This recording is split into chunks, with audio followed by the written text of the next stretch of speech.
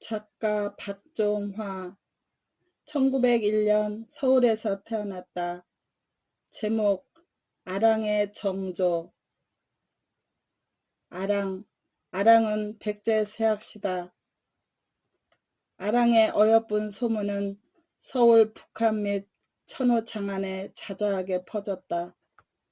아랑의 남편인 도미는 솜씨 있는 몫으로 그의 이름이 백제 서울에 유명했지만은 그보다도 어여쁜 아내 아랑을 가진 복성스러운 청년 도미로 이름이 더 높았다. 저 사람이 유명한 목수 도미야 할 때보다도 저 사람의 아내 아랑은 여간 어여쁜 것이 아니야. 왜? 그 아내를 잘 두었다는 목수 도미라는 사람이 있지 않어? 바로 그 도미야. 듣는 데서나 아니 듣는 데서나 사람들은 이렇게 도미를 소개했다. 자기의 천직인 목수보다도 반드시 어여쁜 아내를 잘 두었다는 그것을 먼저 입초수에 올렸다. 자기의 재주가 인정되어 세상에 유명해졌다는 것보다도 자기 아내의 아름다운 것 때문으로 해서 자기의 이름이 세상에 인정된다는 것은 장인으로서의 그다지 마음 즐길 일이 아닌 것이 보통 신경일 것이지만은 도미는 여기 대해서 조금도 불복이 없었다.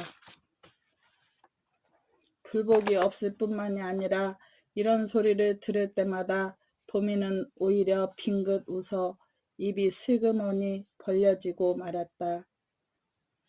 무척 사람이 좋은 때문도 되지만은 나라에 제일 가는 아름다운 여자를 아내로 두었다는 행복스러운 느낌이 도미의 가슴에 뻐근히 찼음이리라.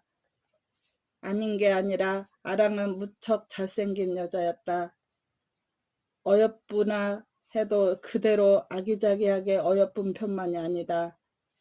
맑은 눈매하며 빚어붙인 듯한 결곡하고도 구멍이 드러나지 않는 폭 쌓인 아름답고 고운 코는 백제 여자들에게서 흔히 볼 수 있는 특수한 매력을 풍기는 미지만은 비둘기 아래 오똑이 세워놓은 듯한 동글 갸름한 얼굴판에 숱이 적지도 않고 많지도 않은 알맞은 눈썹과 방긋이 웃을 때마다 반짝하고 드러나는 고르고 흰 이빨은 두껍지도 않고 얕지도 않은 하얀 깃불과 함께 홀로 아랑만이 가지고 있을 수 있는 사람을 넋일게 할 매력이었다.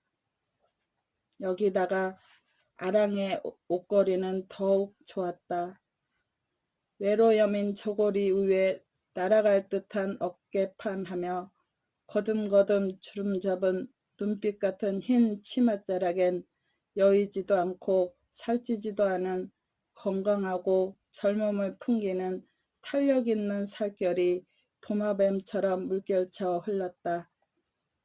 그러나 이것만으로 해서 아랑이 백제 서울에 제일 가는 미인이 될 수는 없었다.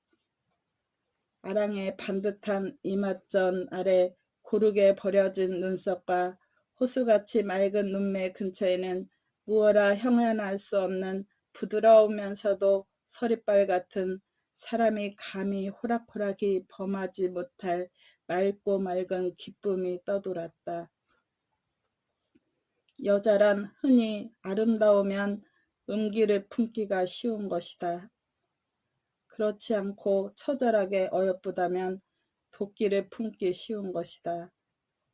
그러나 부드러우면서도 기품이 드러나고 어여쁘면서도 결국하기는 가장 드문 일이다. 억지로 우리가 구해본다면 성스러운 가늠보살의 얼굴에서나 저기 이 고결한 매력을 느낄 수 있는 것이다. 이렇기 때문에 아랑을 한 번 본 사람은 백제 서울의 제일 가있는 미인이라 떠들었고 아랑을 한 번도 못 본 사람이라도 떠도는 소문만 듣고 도미의 아내 아랑은 나라의 첫손을 꼽을 미인이라고 덩달아서 칭찬했다. 도미는 사실 행복스러웠다. 아내 아랑이 백제 서울 안에서 제해가는 미인이 된다는 것도 사나이로 앉아서 즐거움의 하나지만은 사실 아랑은 얼굴뿐만이 아니라 마음씨도 착하고 집안일도 잘 보살폈다.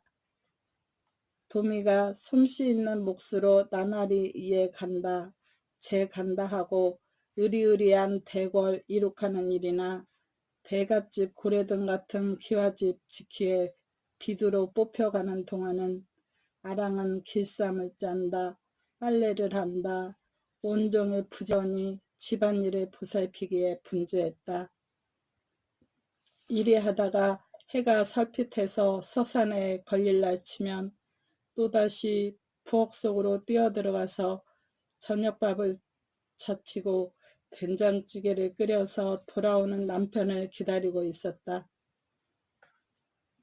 해가 땅거미가 질 무렵 도미가 일터에서 일을 마치고 아랑이 혼자서 기다릴 생각을 하고는 걸음을 빨리하여 휘파람을 불면서 동구 밖으로 들어서면 아랑은 물 묻은 손을 행주치마에 씻으면서 불이 나게 삽삽은 밖까지 쫓아나와서 쌍긋 흰 이빨을 드러내 웃으며 도미 어서 와요 하고 반갑게 도미의 팔뚝을 끌어안는다. 이럴라 치면 도미는 온종일 그립던 아랑이 반가워서 아랑 법 기다렸지? 하고 마주 아랑을 껴안으며 아랑의 그 맑은 눈을 정열이 타오르는 도미의 눈으로 쓰다듬어 위로해준다. 이럴 때마다 아랑의 길고 검은 속눈썹에는 반가움과 행복감에 넘치는 안개 같은 눈물이 촉촉히 서리곤 한다. 도미가 먼지를 털고 세수를 하고 일터옷을 벗어서 고운 옷과 바꾸어 입은 뒤에 밥상을 받고 앉을라 치면 아랑은 상머리 맡에서 배추김치를 찢어주고 식어가는 된장찌개를 다시 데워다 준다. 밥 가지고 와. 우리 같이 먹어.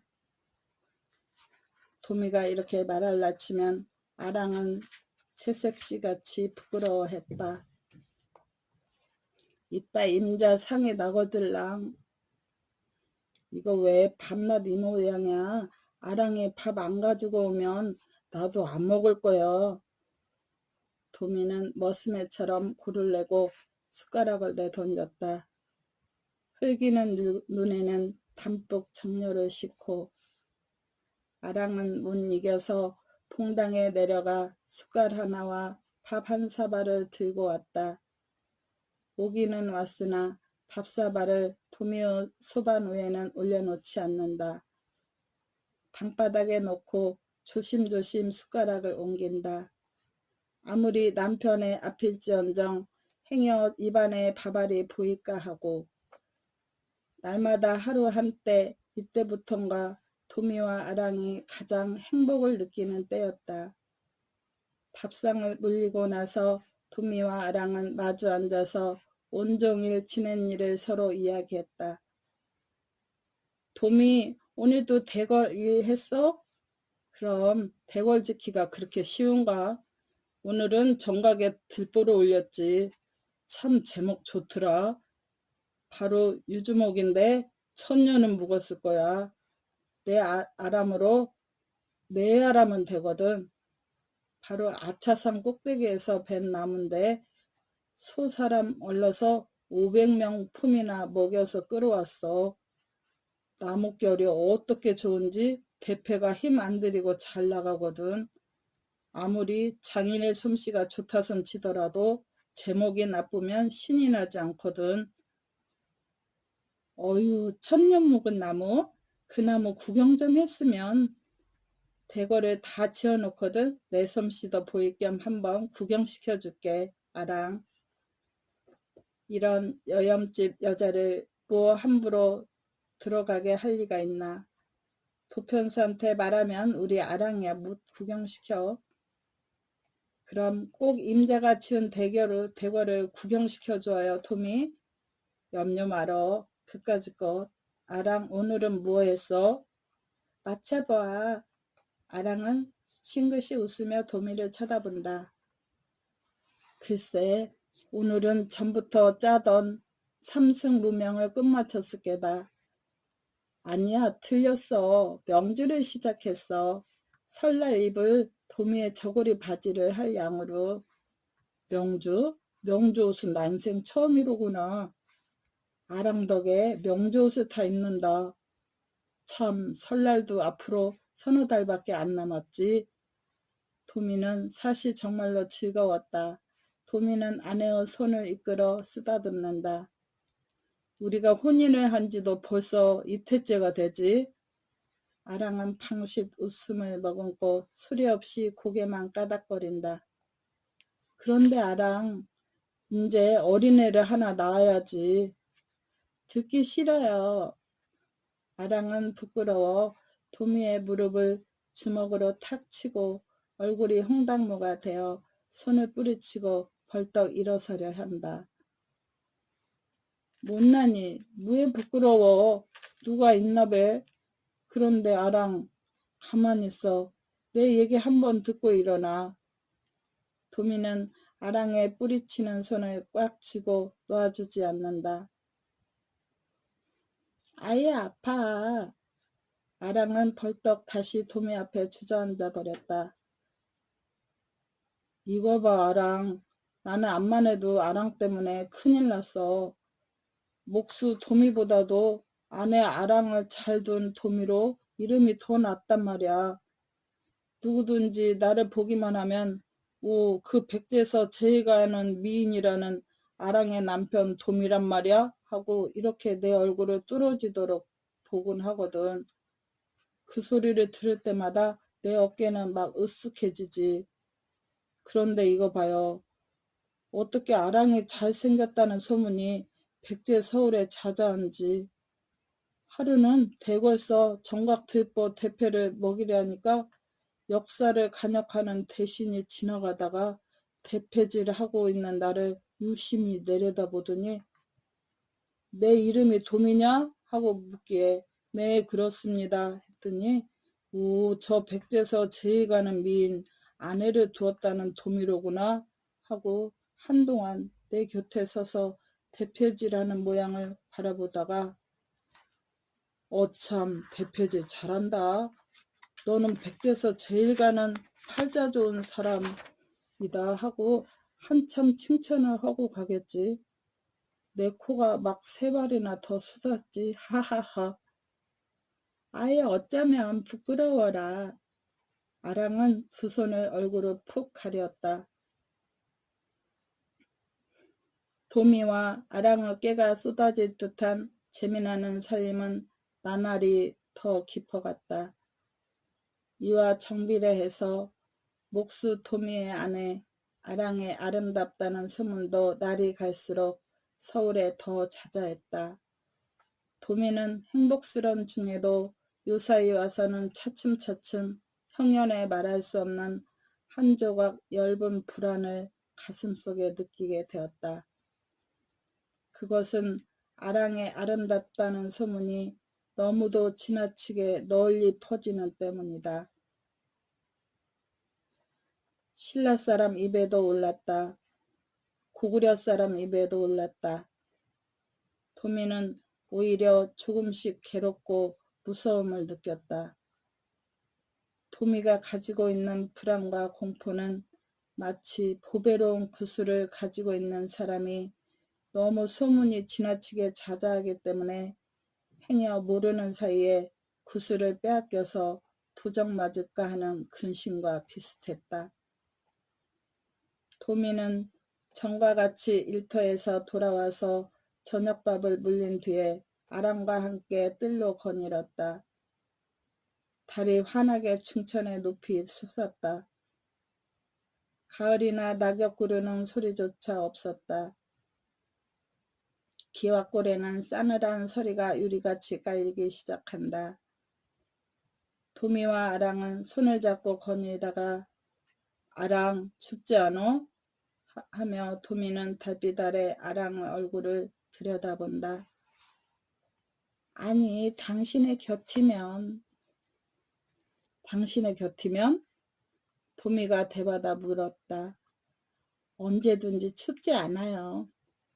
이 순간 달빛 아래 해죽이 웃는 아랑의 얼굴은 정말 보배로운 구슬보다도 더 곱고 귀여웠다. 도미는 한 손으론 아랑의 손을 잡고 한 손으론 달빛 비치는 아랑의 웃는 뺨을 쓰다듬어 주었다. 도미는 이 고운 아내 아랑을 어떻게 주체해야 좋을지 몰랐다. 아랑, 당신은 너무 이뻐. 도미는 한숨을 쉬고 고개를 뚝 떨어뜨린다. 아랑은 남편 도미의 심경을 알 리가 없다. 잠깐 동안 말없는 침묵이 흘렀다. 두 사람은 또다시 천천히 뜰을 거닐었다. 아랑, 당신은 더 호강하고 싶지 않어? 도미가 다시 말을 꺼낸다. 당신의 곁이면. 아랑은 말을 마치고 고개를 살랄살랄 흔든다.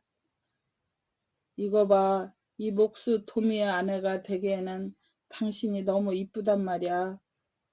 저 고래등 같은 기와집 재상의 아내가 되든지 그렇지 않으면 장잣집 맏며느리가 되든지 해야 할 깜이란 말이야. 이 목수놈 도미의 아내가 되기는 너무도 아깝단 말이야. 도미, 벼랑간 그것은 다 무슨 소리요. 나는 재상도 싫어. 장잣집 며느리도 소원이 아니야. 마음 편한 당신의 아내가 제일 좋아. 아랑의 얼굴엔 반듯한 기품이 서렸다. 이거 봐, 아랑. 나는 겁이 나. 도미 무엇이? 아랑이 너무 이뻐서 새도 좋은 재상이나 장잣집 아들에게 뺏길까 봐서. 말을 마친 도미의 고개는 기운 없이 수그러진다. 뺐으면 뺏겨지요. 개 되지요. 아랑은 싸늘하게 노했다. 도미의 잡은 손을 뿌리친 채 마루를 향하고 올라선다. 달빛 속에 새침이 돌아서는 아랑의 뒷태도는 부어내리는 서리발보다도 더 차갑다. 목수 도미의 아내 아랑의 어여쁘다는 소문은 이 나라 왕 게루 귀까지 들어갔다. 게루는 나라를 잘 다스리고 정사를 잘 베풀었다. 백성의 부세를 가볍게 하고 성과 연못을 잘 가꾸어 바깥 근심을 덜게 하였다. 그러나 이러한 영특한 임금이면서도 그에게는 한 가지 큰 병통이 있었다.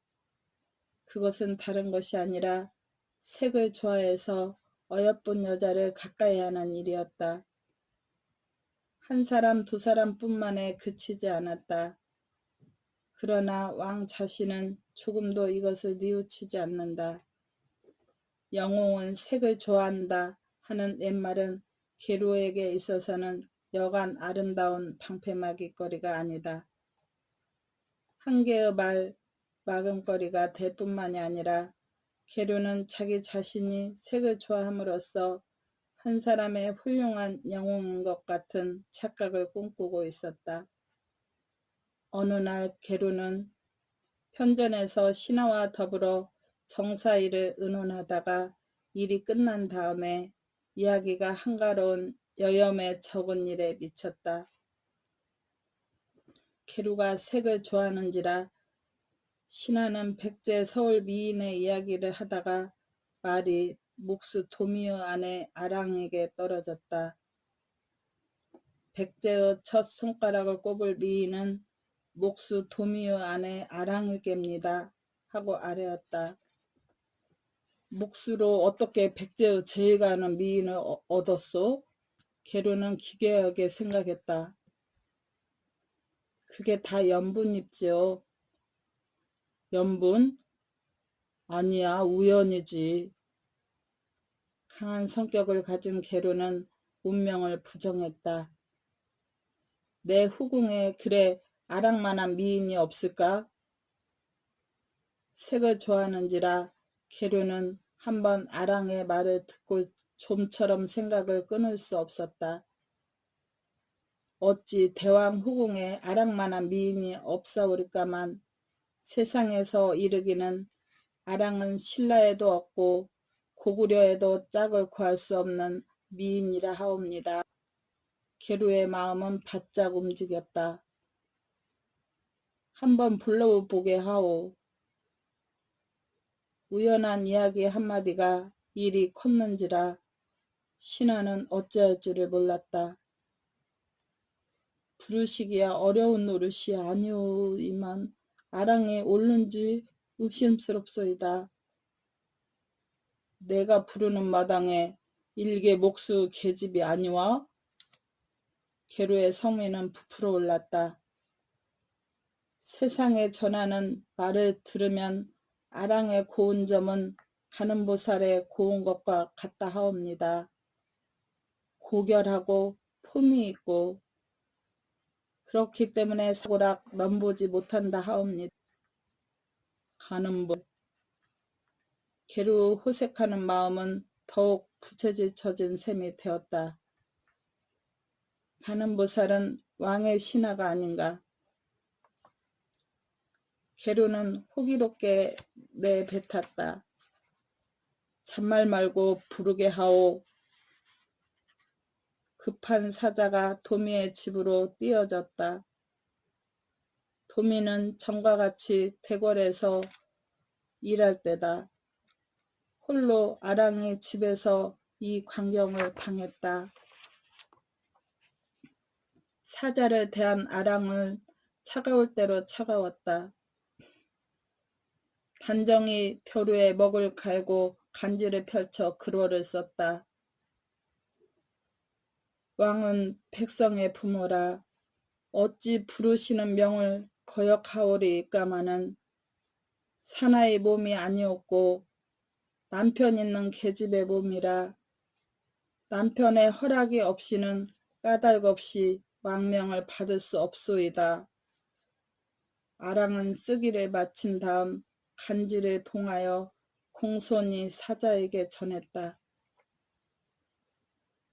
사자를 보내고 초조하게 하회를 기다리고 있던 계루는 아랑의 정정당당한 구슬같은 필적을 대하고 보니 보지 못한 아랑이 더욱 그립고 잊을 수 없었다. 호화로운 왕의 위력으로 여태껏 수많은 여자를 다뤄본 계루는 어디까지든 여자의 정조를 부인했다. 아랑, 가는 보살 같이 결곡하고 아름답다는 도미의 처 아랑을 기어코 한번 소나기에 넣고 싶었다. 땅에 떨어진 뒤에 처음으로 계루는 고민의 맛을 느꼈다. 위력으로 군사를 풀어 연약한 여자 아랑 하나를 잡아들이기에는 계루의 채모가 너무 깎여진다고밖에 되지 않는 때문에 또한 백성들의 웃음을 사기도 쉽다. 어떻게 가만히 드러내놓지 않고 아랑을 손속에 넣을 것을 궁리했다. 정조.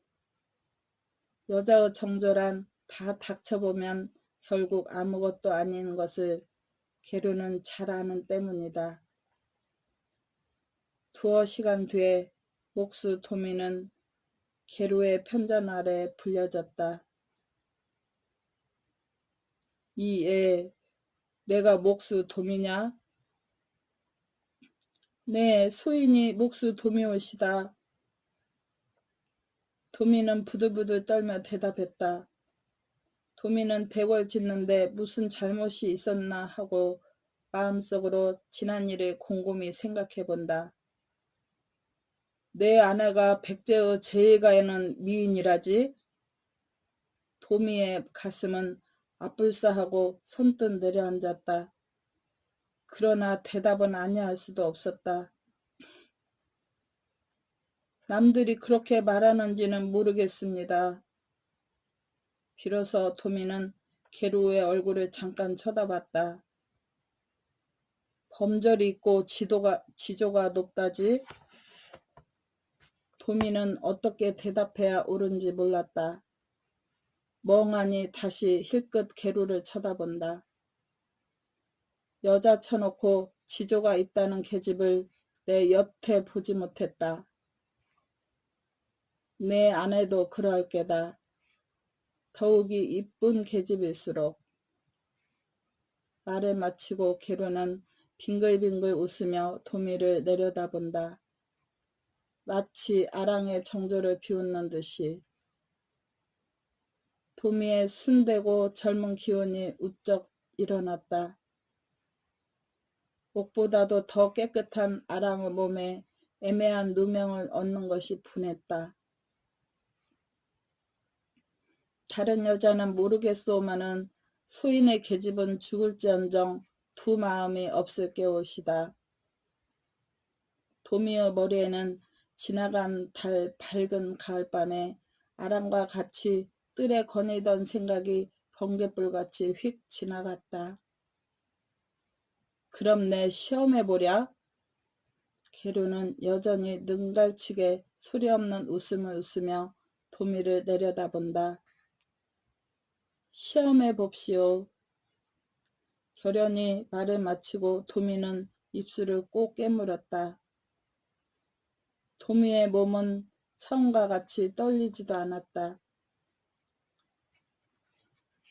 뜻밖의 왕의 부름을 받았던 도미의 아내 아랑은 일단 거절하는 그로를 사자편에 돌려보냈지만은 초조하고 불안하여 오히려 하회가 궁금했다. 어찌된 일인지 까닭을 알 수 없었다. 혹시 남편 도미가 죄를 짓지는 아니했나? 만일 죄를 지었다면 법소가 따로 있으니 법소에서 채근하고 다스릴 일이지 왕이 친히 부를 까닭은 조금도 없다 하고 이렇게 생각해 봤다. 남편이 하도 대궐 일을 잘하니까 그에게 상을 내리고 나까지 대궐로 들어오라 한 것인가 하고 이렇게도 생각해 보았다. 어떻든 조마조마 마음을 졸여가며 어서 남편 도미가 돌아오기를 일각이 삼추처럼 고대했다. 해가 기울기 시작했다. 갈가마귀가 뒷산 밖에 어지럽게 날았다. 귀는 울타리 밖으로만 쏠려진다. 행여나 남편 도미가 돌아오는 씩씩하고 기운찬 발자취 소리가 들릴까 하고 가을 해가 서산에 넘기는 똑갱이보다도 재빨랐다. 그러나 아랑의 남편을 기다리는 초조한 마음은 하루보다도 길었다. 땅거미가 완전히 동굴을 어둡게 했다. 그러나 남편 도며 돌아오는 휘파람 소리는 아직껏 들리지 않았다. 다른 날 같으면 벌써 도미와 밥상을 대하고 재미있게 술질을 할 때다. 아랑은 배고픈 줄도 몰랐다. 유경을 꺼내놓고 심지에 불을 다렸다. 방속에 환하게 불이 켜지니 벽에 비치는 아랑 제 그림자에 도미가 하고 스스로쳐 놀랄도 보았다. 1시경 2시경 밤은 점점 깊어갔다. 달도 없는 깊은 가을 짙은 밤 앙상한 나뭇가지에 울고 남은 싸늘한 바람이 가끔 싸하고 문풍지를 울렸다. 불똥을 튀기던 유경엔 심지조차 타들어가서 불빛까지 희미했다. 아랑은 옷기계를 뽑아 심지를 돋우었다. 잠깐 불빛은 밝았으나 초조한 마음속은 어찌할 도리가 없었다. 이내 아랑은 방문을 열고 뜰로 내려가서 삽장문을 열고 연화문 걸음 떨어져 있는 이웃집 부전이를 찾았다. 부전이는 지난해 남편을 잃은 젊은 호럼이다. 아랑의 부르는 소리에 부전이는 들창문을 열고 잤던 눈을 쓱쓱 비비며 웬일이요? 하고 물었다. 좀 나와요. 저 도미가 여태 안 돌아왔어. 쓸쓸해 혼자 베기수가 있어야지. 나하고 둘이 있어. 응, 부전이?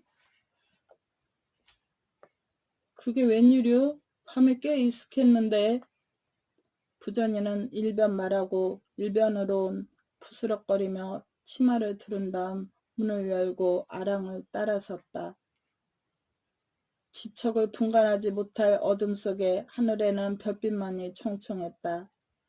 아랑과 부전이가 막 아랑의 지팡 속에 들어앉았을 때다. 동구 밖에 사람 소리가 두런두런하며 두 서너 사람의 발자취 소리가 버적버적 들렸다. 사람 소리가 나지? 아랑은 부전의 얼굴을 쳐다본다. 도미가 인제야 돌아오는 게지. 두 사람은 일시에 자리에서 일어나 뜰 아래로 내려섰다. 울타리 밖에는 횃불이 환하게 비치고 삽장문이 스르르 열려졌다. 들어서는 사람은 도미가 아니오. 금관의 홍포를 찬란히 입은 왕계루였다. 뒤에는 두어 사람의 시종이 따랐다. 아랑은 가슴이 출렁 떨어지고 부전이는 영문을 몰랐다. 횃불과 왕과 시종은 뜰 안으로 들어섰다. 여기가 무슨 도미의 집인가? 시종 한 사람이 이렇게 물었다. 네, 그렇습니다. 아랑은 설레는 가슴을 진정하며 이렇게 대답했다. 도미의 아내 아랑이 누군가? 저으시다. 아랑은 손을 마주잡고 공손히 허리를 구부렸다. 횃불이 더욱 가까이 비춰졌다. 불 아래 비치는 아랑의 고운 때깔은 과연 월궁의 항아가 아니면 그림에 보는 가는 보살이었다. 이윽이 아랑을 건너다보는 계루의 호화로운 얼굴에는 소리 없는 만족의 미소가 물결쳐 흘렀다. 올라가자. 나는 이 나라의 왕 계루다. 처음으로 계루의 목소리가 떨어졌다. 아랑의 가슴은 더욱 설레었다. 그러나 왕을 안이 인도할 수는 없었다. 아랑은 모든 설레는 마음을 누르고 참으로 태연히 공손하게 왕을 방 안으로 인도하고는 누추한 천민의 집에 옷가를 멈추시니 황감하오 하고 문 밖에 고요히 섰다. 아랑아. 계루는 자리에 앉아 홀린 듯 아랑을 쳐다보다가 이렇게 아랑을 부른다.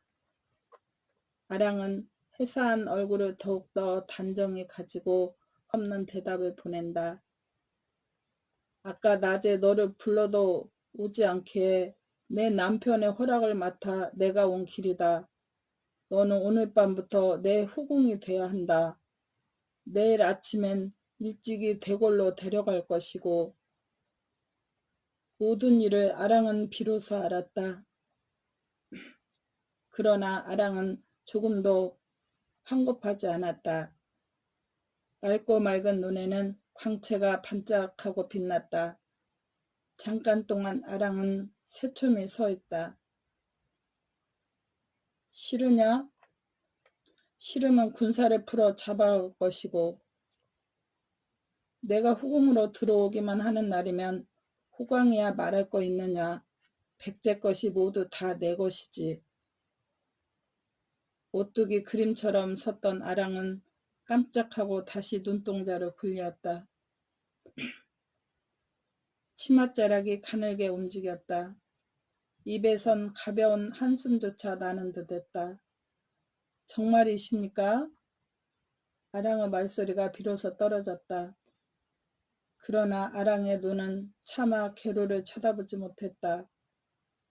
그럼 내가 실없는 말을 할 리가 있느냐? 아랑의 목소리를 듣자 계루의 입은 방글방글 벌려진다. 시키시는 대로 거행하겠습니다. 횃불을 끄고 시종을 물리쳐 줍시오. 목욕을 하고 단장을 하겠습니다. 횃불은 꺼지고 시종은 물러갔다. 삽장문이 소리없이 닫혀졌다. 1시간 뒤 칠보 단장을 꾸민 아랑이 어서 돌아오기를 고대하고 있는 계루가 앉은 방문 앞에서 유경의 불을 꺼 주옵소오. 남편 있는 몸이라 부끄럽사옵니다. 옥방으로 굴리는 듯한 아랑의 목소리가 닫혀진 방문 밖에 떨어졌다. 계루는 미치듯이 좋았다. 용포자락으로 유경 불을 후리쳐 껐다. 이튿날 동이 환해서 허벅진 졸음에서 눈을 떠보니 자리 옆에 코를 골고 누운 것은 가는 보살 같은 아랑이 아니라 개그름이 얼굴에 지지를 흐르는 부전이었다. 계루는 발을 동동 굴렀다. 그러나 이미 소용이 없다. 아랑은 찾으니 간 곳이 없다. 건넌방은 덩그렇게 비었다. 증이 여러같이 일어난 계루는 모든 것이 목수 돔이란 놈이 있는 탓이라 인정했다. 8분 이상의 도미를 씻애는 마음도 섞였으리라. 대궐로 돌아오는 길로 계루는 도미를 역사를 잘못했다고 죄주었다. 두 누나를 뽑고 광나루 강으로 끌어다가 배에 태워 내쫓았다. 앞 못 보는 도미는 무슨 죄를 진지도 모르고 하늘을 우러러 호국해 울면서 바람 부는 대로 정처 없이 배에 실려 떠내려갔다. 한편으로 아랑은 부전이를 달래서 계루의 침실로 들여보낸 뒤에 집을 벗어나 동리 집 처마 끝에서 밤을 지새우고 날이 환하기 전에 도미의 소식을 듣기 위하여 대궐 도편수를 찾았다. 도미는 아직 대궐 안에 무사히 있다는 소식을 듣자 적이 가슴을 가라앉힌 지 반나절이 못돼서 대궐에 들어갔던 도편수에게서 아랑에게 하늘이 무너지고 땅이 꺼지는 듯한 기별을 전해왔다.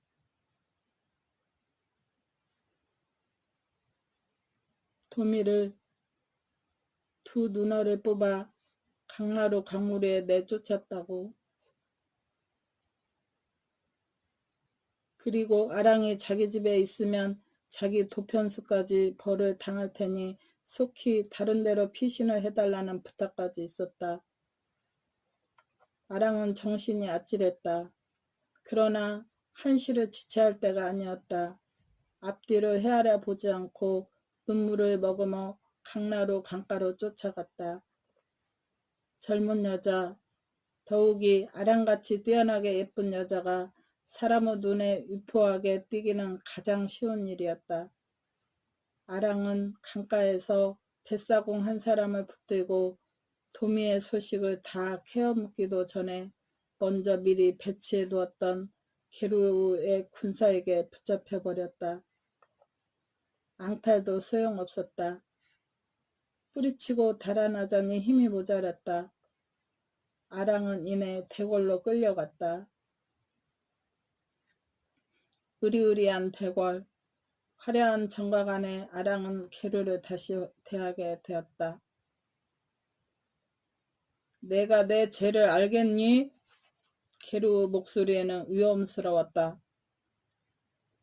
아랑은 똑바로 계루를 쳐다봤다. 눈에는 잠깐 살기가 떠돌았다.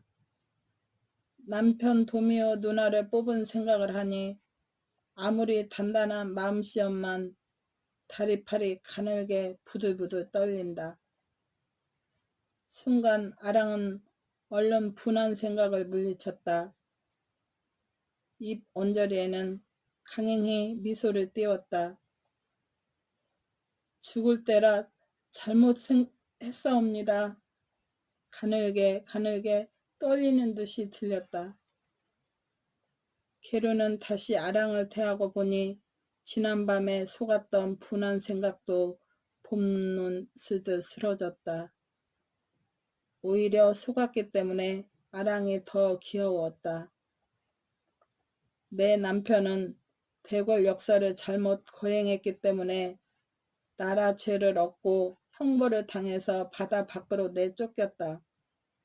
앞 못 보는 장님이 산다면 며칠이나 살겠니? 아마 오래지 않아 이 세상이 사람이 아닐 게다. 아랑아, 그래도 내 후궁이 되기 싫으냐? 인제는 남편도 없고 의지할래야 의지할 곳도 없습니다. 간밤엔 남편 있는 계집의 몸이라 감히 대왕을 속일지언정 받들어 보시지 못하였지만 오늘 이 모양이 된 뒤에야 어찌 다시 대왕의 말씀을 거역하오리까. 소근소근 하소연하는 듯 대답하는 아랑은 방울방울 눈물까지 흘렸다. 게루의 넋은 아랑옷 택거리에 그대로 녹아 사라질 듯하다. 물러가 있거라. 궁녀 한 사람에게 호위되어 기운 없이 초연히 돌아서는 아랑의 뒷태도에는 만가지 수심이 안개끼듯 어리었다. 향기로운 전물에 목욕하고 은마구리한 장독칼로 손톱 발톱을 곱게 다스린 아랑은 이날 밤에 문명옷을 벗어버리고 칠부화관 족두리에 궁녀의 복색 화려한 당의를 입고 라인에게 대어 궁중 깊고 깊은 복도를 거쳐 계루의 침실로 들어갔다. 화려한 연두빛 당이 찬란한 붉은 치마에 금나비가 바르르 떠는 화관을 쓴 아랑의 때깔은 과연 이 세상 사람이 아닌 듯이 어여쁘다. 가는 보살도 더 고왔고 옥계의 선녀보다도 더 예뻤다. 대원 촛불을 밝히고 비스듬히 안석해 의지에 있던 계류는 자기도 모르는 김에 몸을 잃어 아랑을 맞았다. 궁녀는 물려가고 인적은 고요했다. 홍공단 두 채 이불이 화려한 붕베개를 얹고 서리서리 펼쳐졌다. 계류는 벌떡 일어나 그림같이 서있는 아랑의 손길을 탁 쥐었다. 앉아라. 아랑은 계류에게 손을 맡긴 채 보시시 않는다. 아직도 도미의 생각이 나니? 오늘 밤부터는 대왕의 사람이온데 그까지 눈먼 천한 백성을 생각하면 무얼 합니까? 아랑의 볼이 바시시 키워지며 당sit 웃음을 머금었다. 하얀 이빨이 꽃판 같은 입술 밑에 쫙 드러난다. 이튿날 계루와 아랑은 느직하게 침실에서 일어났다. 그러나 계루는 아랑과 사이에 한 금을 넘지 못했다. 마침 수라가 들어왔다. 아랑은 빈이 된 듯 모든 거행을 정성껏 받들었다. 밖에 있는 궁녀들은 아랑을 정말 빈으로 받들었다. 해가 기울고 다시 밤이 되었다. 아랑은 침실에서 여전히 계루를 곰살궂게 받들었다. 정말 아내가 남편을 대하듯이. 그러나 몸때는 여전히 맑지 않았다. 하루 이틀 사흘 나흘이 지났다.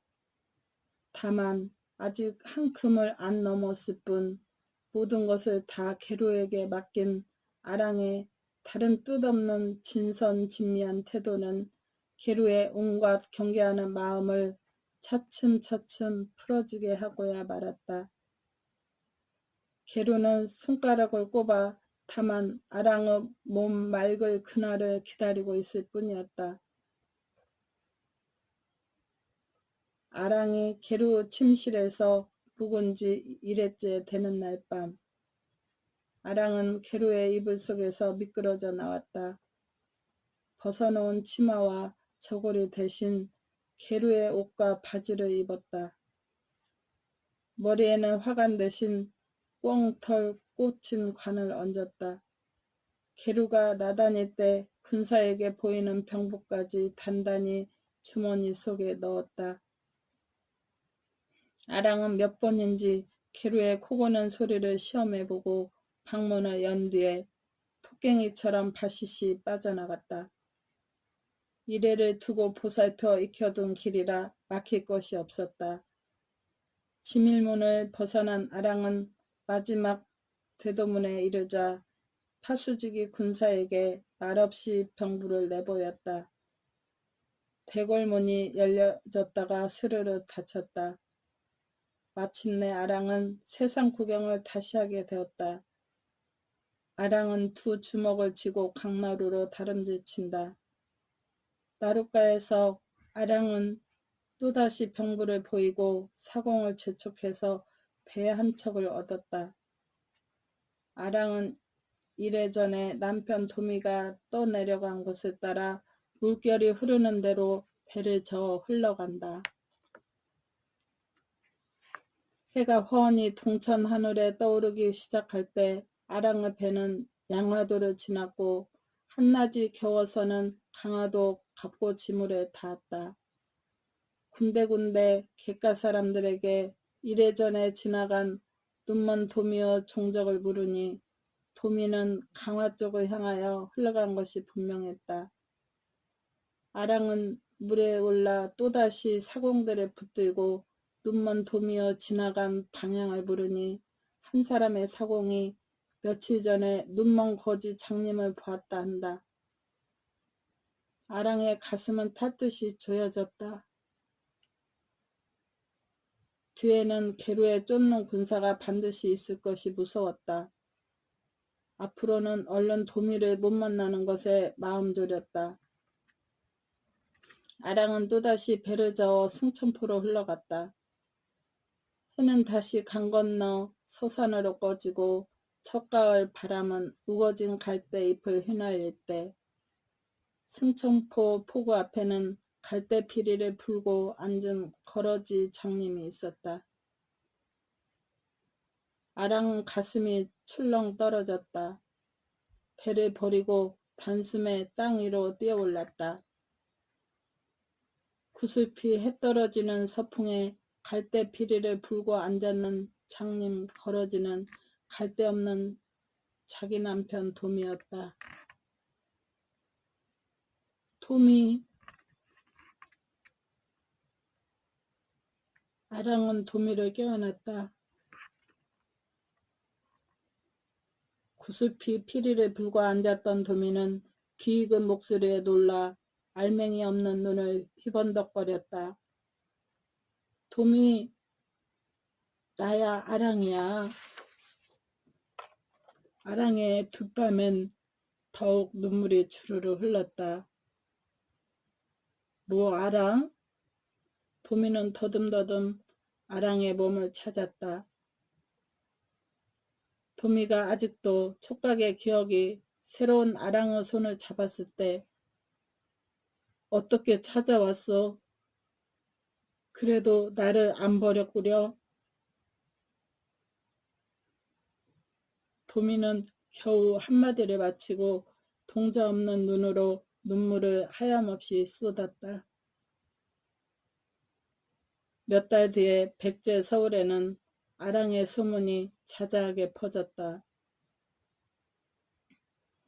아랑이 눈먼 도미의 손을 이끌고 원수의 백제 땅을 영영 버린 뒤에 거러지가 되어 고구려 땅으로 들어갔다는 구슬픈 이야기가 떠돌았다.